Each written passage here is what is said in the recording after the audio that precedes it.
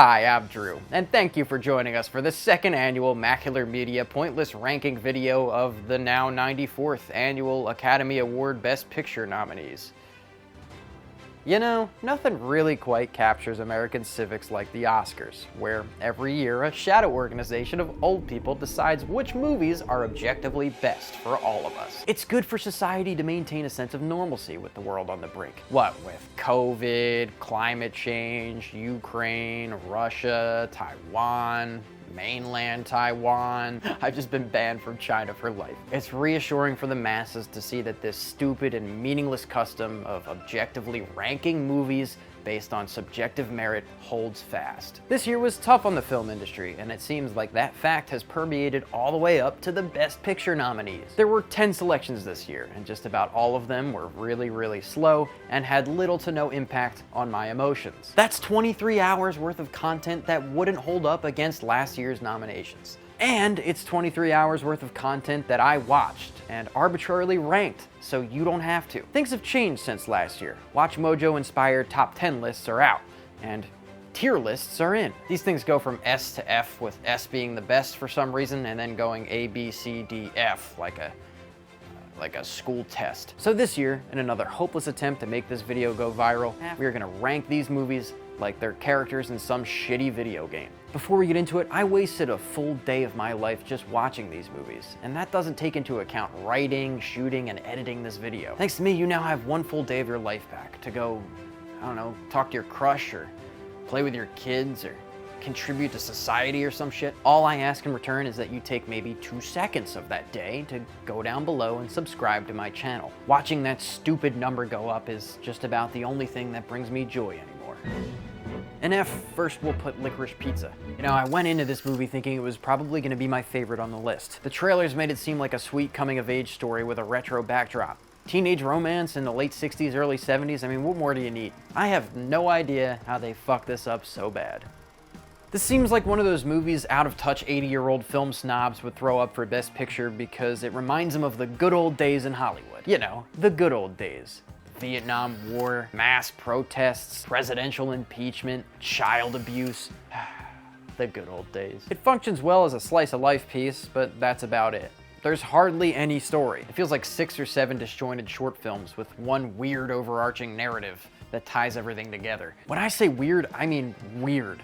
Like, so weird that I probably can't even get into the full implications of how weird it is because YouTube would take my video down. The through line of the film is that a 25-year-old woman falls in love with a 15-year-old boy. This weird, creepy age gap is entrenched so deeply into the script that the resolution to the plot is her professing her love to a 15-year-old child. There's a few minor conflicts throughout the movie, but they all revolve around this primary conflict of the age gap and their feelings for one another. By the end of the film, they solve that conflict by just not giving a shit and being with each other anyway? I don't know, man. The implications of this movie were weird. And to be honest, this is a really bad look because there's allegations every fucking year of rampant sex and child abuse in Hollywood.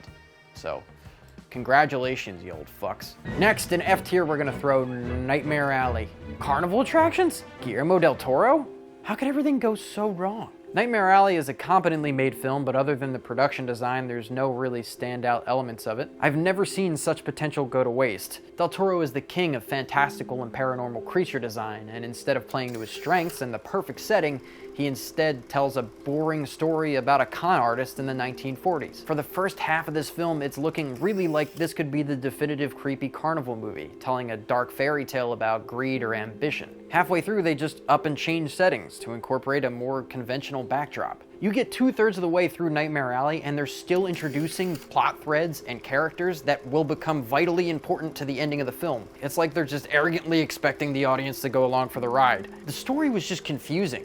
Not in the sense that I didn't understand what was going on, but in the sense that it could have ended 4 to 6 times, but they just kept going. Even though the payoff is pretty good, it didn't justify me sitting there for what felt like another hour of filler plot. It's a step away from his comfort zone, which should be applauded, I guess. His visual style remains intact. It's overly saturated with ambitious lighting and an overall feeling of warmness to it. Where that style suits movies like Pan's Labyrinth, it feels out of place here. At times, it just feels like he's trying to make a period piece, mentioning things like World War II and the Dust Bowl, but without ever fully dipping his toes in. So it's like Pan's Labyrinth without any of the soul or heart. Honestly, I'm amazed this even made it up there. I do not recommend anyone watch this shit. In D tier, I guess we'll put West Side Story. It was a Monday night, and I couldn't find West Side Story anywhere online. After going to see Licorice Pizza not 2 days earlier, I was a little hesitant to go back into theaters for an exclusive showing. Eventually, I bit the bullet and decided that making content for you guys was more than worth any hit to my wallet.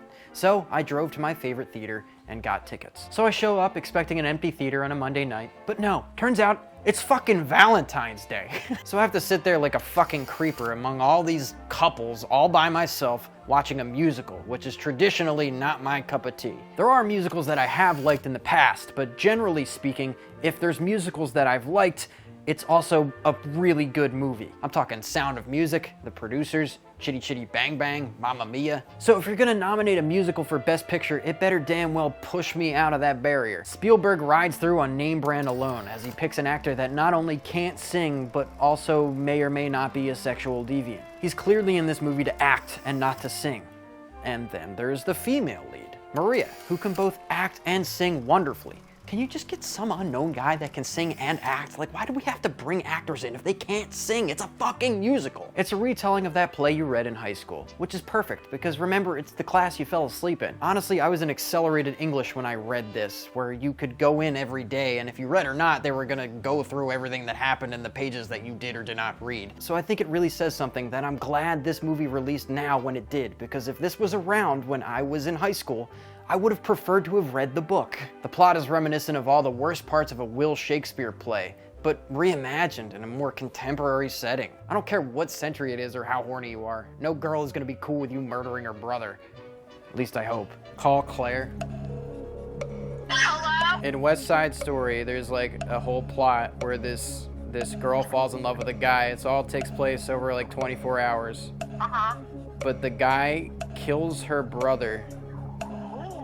Do you think you could still be in love with someone that did that to me? Is he hot? Fuck.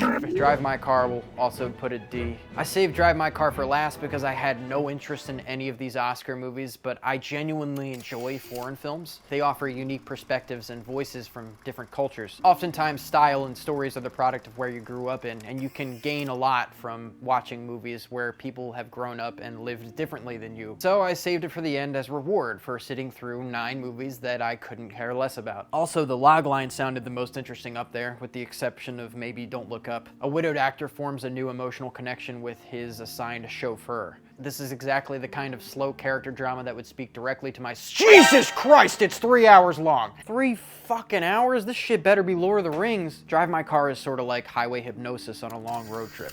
Eventually, you're bound to talk to the characters around you should you choose, and you'll probably get to know them pretty well. But of course, eventually, conversation is going to taper off, and you're going to be left alone in your own head with your thoughts for long periods of time. And that's essentially what this movie is. Contained trauma for 3 fucking hours with a lackluster payoff. When the protagonist breaks down, for some reason it doesn't land with me. I'm thinking that might have something to do with how well the protagonist keeps a lid on his emotions and for how long. Over the course of 3 hours, eventually you just start to get the vibe that this guy just doesn't really care very much about his dead wife. I think of this in terms of movies like The Farewell. It's likewise a film spoken mostly in a foreign language about characters containing their trauma. The finale of that film lands really hard because the protagonist divulges her feelings a few times. That film feels more impactful and effective than this one, at about half the runtime. Don't Look Up goes in B tier. If you hold Don't Look Up to the same standard as some of Adam McKay's other stuff, then you probably won't enjoy it as much as films like Vice or The Big Short. Had this been an ordinary Oscar year, I don't think this would have made the list at all. Where his satire typically provides humorous subtext to his films, it's the meat and potatoes of Don't Look Up. Things here seem a little too zany and far-fetched, which is a departure from his style that generally tries to maintain a broad sense of realism. On paper, it's a movie that should win Best Picture. It's a nightmarish political commentary that's both relevant and reminiscent of today. The Academy loves that shit. And likewise, on paper, it would have been my top choice for Best Picture as well. It's a complete work of fiction, not borrowing from history or books, and there's decent character work and a really compelling premise. At times, though, it feels more like a cartoon than an actual movie. Yes, Adam McKay, I too live in society. I understand that your film is a metaphor for climate change, but gambling the survival of a planet for profit doesn't make sense in terms of an asteroid. An asteroid is an impending threat with a definite time of arrival. climate change is slow and incremental. Furthermore, an asteroid would threaten the rich and the poor all the same, whereas the worst effects of climate change can be mitigated by the rich, which is why they threw in this ridiculous plot where the rich fly off to a different planet 10,000 years later. To have them survive in this way is way beyond the realm of possibility. The hardest thing to believe prior to this was that there was an AI that could predict how you die, which isn't so unrealistic that you can't believe it, and even then it wasn't really plot relevant, it only spoke to the intricacies of a character. Also, it's kind of cynical messaging that they were the only ones that made it out, right? And that cynical ending sort of contrasts with the whole clowny vibe of the movie. So, yeah, B. I can't wait to get shit on for this. Dune is going in B tier. Dune was this year's popular choice that was chosen specifically to draw in viewership to the televised Academy Awards event. I don't think it's gonna fucking win anything, but I've been wrong before. Sorry nerds, that's just the way life works. Were the world not unfair, I'm still not sure it would win anyway. Villeneuve crafted a wonderful, rich, and complex sci-fi universe that I'm sure is very close to the source material. Unfortunately, that's all this movie is. It's about 2.5 hours of setup with amazing visual effects. While there are exciting moments, the ending of the film hardly feels epic or earned. Not to mention the character acting feels a little bland for almost all the characters. I'm sure over time, as the actors find their groove, the characters will develop personalities and expressions of their own. But right now, they took a backseat to the setting. I've said this to my friends a couple of times, so I'll share it here. The greatness of this movie will depend on the sequels that follow it. It was an incredibly refreshing choice for a studio to give a director this much freedom. Villeneuve chose to make this a definitive part 1, which is wildly bold considering that none of the sequels were even greenlit yet. I have hope that this will become the new definitive sci-fi saga of this generation. All that being said, I'm also a proponent of movies standing alone on their own merit. For example, if I were to watch, say, Fellowship of the Ring, a movie that's also supposed to be the first part in a series of films, I'm treated not only to incredible setup and world building for the following couple of films, but also to a story with its own setups, payoffs, and a satisfying resolution. Dune's ending fell a little bit flat, but I'm excited to see more. We're gonna go ahead and throw Belfast up at A. Belfast represents this year's annual child coming of age in a war-torn historical setting movie. It's a weird upcoming subgenre, but it's pretty much nailed every time. Not only is it what I'm assuming is an incredibly accurate depiction of life during the early days of the Northern Ireland conflict, it's also a great family drama with tons of heart. The film captures the feel of a close-knit family that all live nearby one another. A mother tries to raise her 2 boys while the father is out trying to make money so that they can escape their life. Meanwhile, the protagonist, a young boy, learns innocently about life by making friends and learning lessons from his grandma and grandpa. There's no loss of innocence, more an exploration of maintaining it in a dark setting. As if that wasn't enough to make the Academy select it, the protagonist also loves films, TV, and plays. As we all know, the old farts over at Hollywood love reliving the good old days, but to a lesser extent, so do I. Iconic pieces of film culture make cameos, such as Star Trek and Chitty Chitty Bang Bang, a film I used to watch with my own grandmother and grandfather. The movie's fine, I teared up a couple of times, but again, I much prefer movies that are entirely fictional, as I find it more difficult to actually tell compelling and relatable stories without using historical settings or books as a crutch. Just talking about this movie now, I'm gonna go out on a limb and say that this is probably the movie that's gonna win Best Picture this year. Also at A tier, we're gonna throw King Richard. Amazing parenting isn't color specific, and King Richard is a uniquely human tale about parenting in poverty. Will Smith puts forth a heartfelt and inspiring performance as Richard Williams, father of tennis sensations Venus and Serena Williams. What does it take to raise an icon without any assurances that your gambit will pay off? Or how do you raise an athlete that will be a groundbreaking inspiration for an entire race of people? This is the only film up there this year that speaks to the unique Black experience living in America. I wonder why that is. During last year's Oscar ranking video, I talked about Minari and how I'm usually not a large proponent of movies that are intrinsically about achieving the American dream. There's more than enough substance and emotion in King Richard to keep you engaged all the way throughout, which is something that I think Minari was lacking. But showing this 1 in a million Black family that made it speaks to the inequality in America. The American dream in general is a narrative designed to keep people hopeful in hopeless situations. That concept is at least played with a little bit in this film, as Richard Williams is hyper-vigilant against agents and marketing deals that would exploit his children's talent to uphold our capitalist overlords. The ending of this film feels like a triumph, but the metric of success feels confused. It's as though we were building to whether or not Venus would be a good good, inspiring role model for people. She walks out to fans of all different ethnicities cheering her on, even after she lost the most important match of her life. It's an uplifting ending, but it's undercut immediately by the storybook ending of having multiple companies try to sign her to sneaker deals as she walks out of the building. Through all the hardship, it's amazing that this family made it. But I don't know, man. The American dream is just capitalist propaganda. And to see the Academy push this narrative so hard sort of feels political and not really in a good way, especially considering all the inequality that is unfairly targeted at black people. But none of that devalues the greatest tennis players of all time, and all the sports scenes and inspiring moments make up for whatever bullshit political statement that the Academy is trying to make. Up in S tier, we're gonna throw first The Power of the Dog. I'm just as ignorant as everyone else.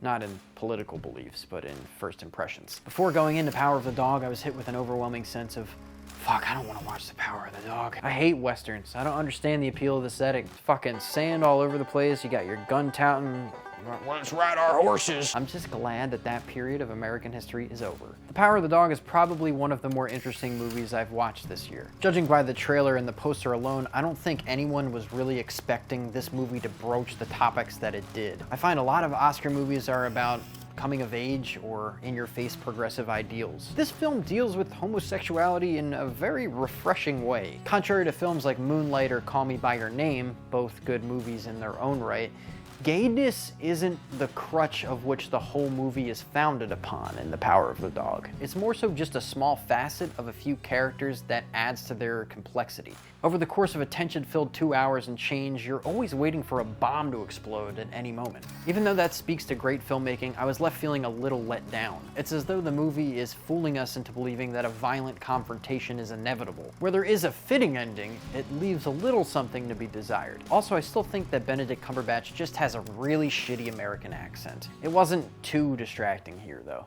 And finally, in S tier, we have Coda. When I first started watching Coda, I thought it might have been the most bold piece of filmmaking ever produced for American audiences. The bravery on display by Apple TV to take such an incredible gamble by making vast swaths of this movie completely unintelligible to anyone that doesn't understand American Sign Language. There were no subtitles because film is a visual language, and if it was done correctly, then I wouldn't need any dialogue to understand what was happening in the story. As the movie was nearing its end, I found myself getting annoyed by it though. Even though I had a broad sense of what was going on, I didn't understand a single scene between our protagonist and her deaf family. That's supposed to be the crutch of the film, so I felt as though I was missing something. It was only then that I typed those fateful words into Google. Not only was it supposed to have subtitles, Apple TV actually made history by making it the first movie ever made to have burnt-in subtitles into the copy, which brought up so many questions, like, why did my pirated copy not have subtitles attached to it? Did some troll crop the fucking subtitles out of the movie? With 15 minutes left in the movie, I downloaded the appropriate SRT file, and it was as though I was introduced to a whole new world. I found myself welling up more than once in the last 15 to 20 minutes of this film. That's pretty fucking impressive considering I understood less than half of the movie. The acting was so strong that I got a sense of each of the family members' character without them having to say a single word. That doesn't let it completely off the hook though, because I found most of the initial high school stuff really cliche, like maybe even stripped out of High School Musical cliche. Also, I found some of the dynamics between the side characters to be not only boring, but also not really in service to the plot either. Keep in mind, I could be off in that regard because I literally had to watch 9 movies, and I really didn't fucking have time to go back and watch 3/4 of this movie again. Well, there you have it. That's 23 hours worth of pretentious movies condensed to around 20 minutes. You may be wondering why I didn't put anything in C tier. I don't know. I mean, had this been an ordinary year, I think all of these movies would have been in C tier for me. So I guess that area was just too sacred to defile. You should always keep in mind that my opinion matters as little as yours does. But both of ours together matter equally as little as the people that have nominated these for Best Picture. What movie do you think is gonna win Best Picture? Did you watch any of these movies? Which was your favorite? Let me know down in the comment section. And while you're down there, give me a like and a subscribe. Until next we meet, watch movies, and hopefully I'll see you soon.